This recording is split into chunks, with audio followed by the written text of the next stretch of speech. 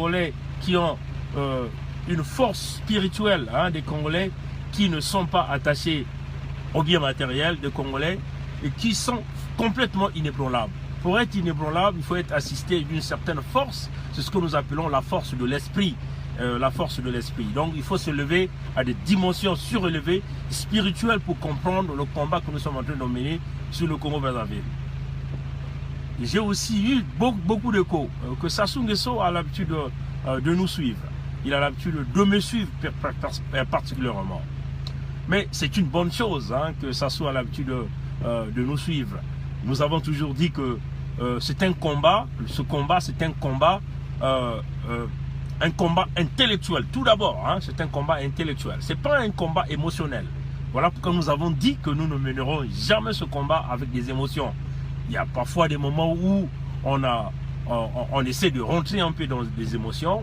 On essaie tout de suite de rentrer dans le côté dimension spirituelle pour regagner notre équilibre spirituel et ramener ce combat avec des idées, avec une certaine philosophie et avec un certain nombre d'idéologies. Nous sommes en train de mener un combat de libération. Dans le combat de libération, on doit chercher à savoir qui est mon ennemi. Mon ennemi n'est pas un être en forme humaine. Mon ennemi, c'est celui-là qui, dans toute sa manipulation, dans toute sa philosophie, dans toute sa façon de faire, a planifié un plan d'exterminer les humains, de ramener les humains vers l'esclavagisme, de ramener les humains vers la souffrance, la difficulté. Et ce sont ces individus-là qui n'ont pas d'émotion, ce sont ces individus-là qui, en réalité, ont enlevé la partie, ce que nous appelons raison, la partie raisonnement, mais ce qu'ils ont mis, ils ont mis à la place des instincts animaux qui leur guident afin de faire souffrir l'humain.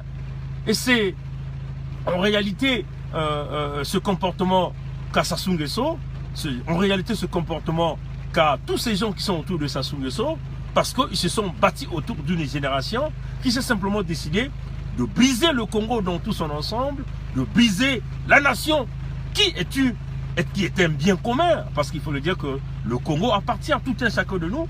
Personne ne peut dire que le Congo lui appartient. Personne ne peut dire qu'il a le monopole de pouvoir dire qu'il doit mourir ou qu'il doit vivre au Congo-Brazzaville. La vie, nous naissons tous, comme j'ai toujours l'habitude de le dire, nous naissons tous nus.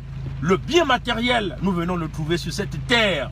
Mais nous retrouvons ce bien matériel sur cette terre. Pourquoi nous n'allons pas se mettre à se partager le bien matériel, le peu que nous avons?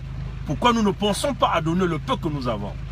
Mais nous faisons face à un type d'humain que nous appelons de marque reptilienne qui pense que ce type d'humain doit dominer. Mais vous savez, chers amis, on ne peut pas tout acheter, même quand on a des millions. C'est ça la réalité. On ne peut pas corrompre tout le monde. C'est ce que vous devez comprendre. C'est ce que je veux dire à Sassou Nguesso. Que tu ne peux pas tout acheter, Sassou Nguesso. Je sais que tu me suis. Tu ne peux pas tout acheter. Et si tu pouvais tout acheter, tu pouvais acheter la mort de ta fille Edith. Tu pouvais la garder en vie aujourd'hui. C'est ça la réalité, malheureusement. Je suis désolé que j'aille chercher l'exemple de ta fille qui est décédée. Paix à son âme, vous voyez, paix à son âme. Mais en tout cas, on nous dit, tu ne peux pas tout acheter. Avec tout l'argent du Congo que tu t'es amassé, tu ne peux pas tout acheter. Sinon, tu devais la sauver.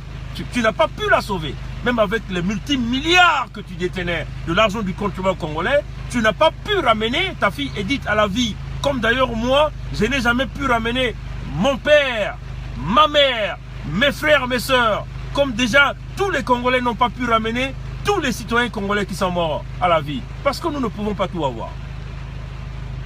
Je vais dire à Sassou que tu ne pourras pas aussi, de la même façon que tu ne peux pas tout acheter, tu ne pourras pas aussi corrompre tous les Congolais. Jamais. Tu ne pourras pas corrompre tous les Congolais.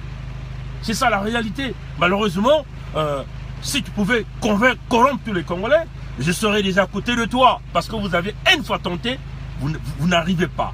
Vous ne pouvez pas corrompre tous les Congolais.